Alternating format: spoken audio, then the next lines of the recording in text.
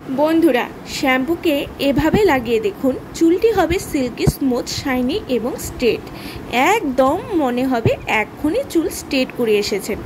বন্ধুরা, শ্যাম্পু নয়, শ্যাম্পু করার ধরন পাল্টান। দেখবেন খুবই কম সময়ে আপনার চুলের রুক্ষতা, শুষ্কতা, ফ্রিজিনেস, কোঁকড়ানো চুলের সমস্যা, অধিক চুল ঝরে পড়ার সমস্যা একদম উধাও হয়ে যাবে।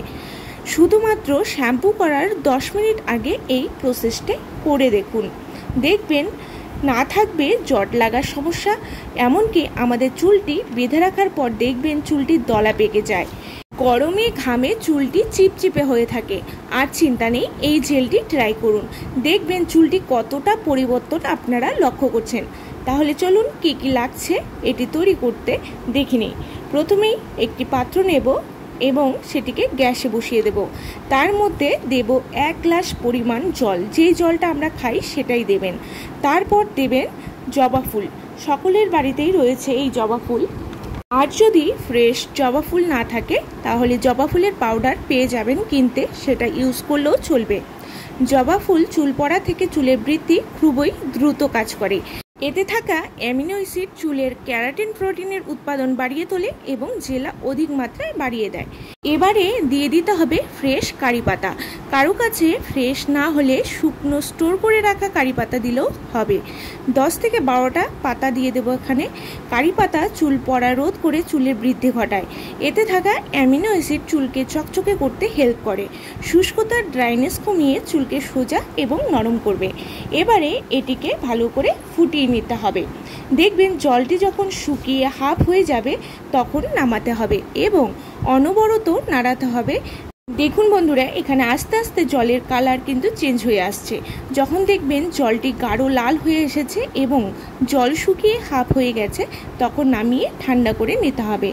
বন্ধুরা, সম্পূর্ণ প্রসেসটি করতে হবে কিন্তু খুব কম আছে, একদম হিট বাড়ানো যাবে না। এরপর জলটি যখন শুকিয়ে যাবে, হাফ হয়ে যাবে, তখন নামিয়ে ঠান্ডা করে একে ছেঁকে নিতে হবে। ছেঁকে নেওয়ার পর এর মধ্যে এখন অ্যাড করে দিতে হবে আরেকটি জিনিস, সেটি হলো অ্যালোভেরা জেল। 1 চা চামচের পরিমাণ অ্যালোভেরা জেল দিয়ে দিতে হবে। যদি কারো কাছে ফ্রেশ অ্যালোভেরা থাকে তবে সেটা কারি পাতা এবং জবা ফুলের সাথেই ফুটিয়ে নেবেন। আর যদি জেল হয় তাহলে কিন্তু পরে অ্যাড করে দিতে হবে। এবারে দিয়ে দিন আপনাদের পছন্দ মতো শ্যাম্পু, যার যতটুকু প্রয়োজন ততটুকু দিন শ্যাম্পু।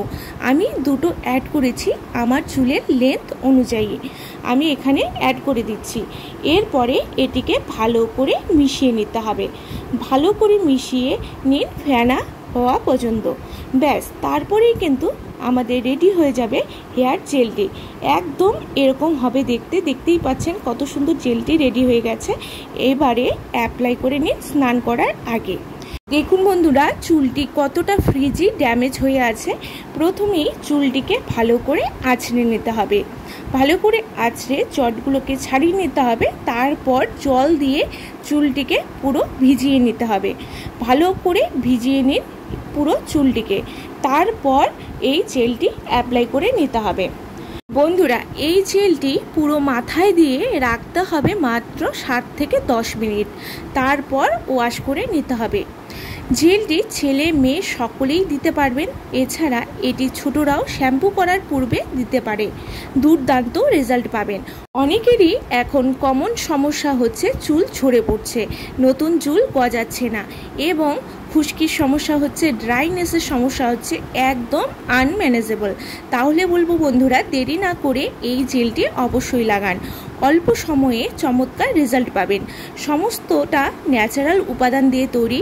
ন্যাচারালি হেয়ারটি এত সুন্দর স্ট্রেট, সিল্কি এবং স্মুথ হবে, ইউজ না করে কিন্তু বুঝতে পারবেন না।